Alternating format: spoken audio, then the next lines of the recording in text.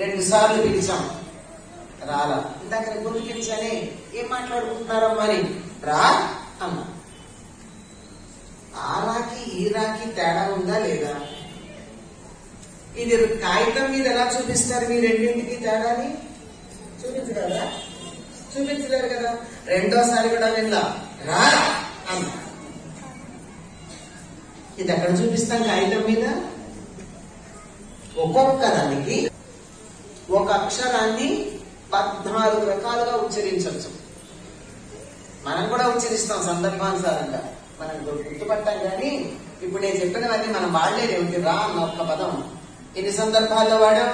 అత్తగారు పిలిస్తే సమాధానం ఒకటి ఉంటుంది, పిల్లలు పిలిస్తే ఒకటి ఉంటుంది, అయ్యగారు పిలిస్తే ఇంకోటి ఉంటుంది, బయట వాడు పిలిస్తే ఇంకోటి ఉంటుంది. అదే సమాధానం. వస్తుందా అని చెప్పడానికి ఎన్ని రకాలుగా చెప్తామండి? పిలిస్తే రా అనే కాకుండా ఇవన్నీ ఎక్కడ నేర్చుకున్నాం? వ్యవహారంలో నేర్చుకున్నాం. మరి పరమమైన జ్ఞానం నేర్చుకునేటప్పుడు చదివితే ఎలా వస్తుంది?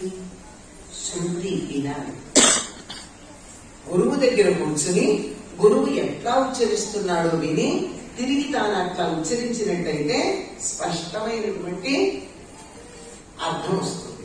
లేకపోతే అర్థమైపోతుంది. ఒక్కొక్కటి ఉచ్చరించినప్పుడు మనలో మార్పు వస్తుంది, వాతావరణంలో మార్పు వస్తుంది, మొత్తం బ్రహ్మాండంలో మార్పు వస్తుంది ఒక్కొక్క అక్షరానికి. అది ఉచ్చారణ వల్ల. కనుక వేదం నేర్చుకునేటప్పుడు స్పష్టంగా ఉచ్చరించారు. వృత్ర శత్రువు అని వృత్రాసురుడు యజ్ఞం చేసి వృత్రాసురుడి యొక్క